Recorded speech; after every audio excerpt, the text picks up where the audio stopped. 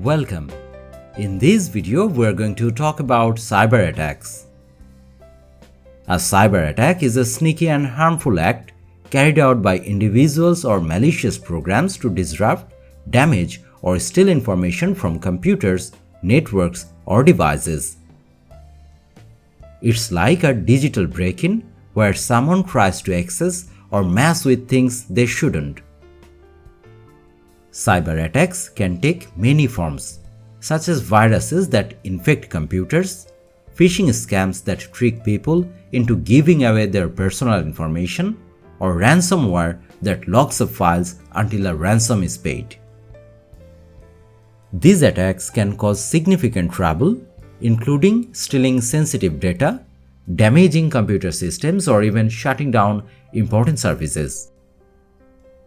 That's why it's crucial to be careful online and to use strong passwords, keep software updated, and be wary of suspicious emails or websites. Cyber attacks can happen to anyone, but by staying vigilant and taking steps to protect ourselves, we can reduce the risk and keep our digital lives safe.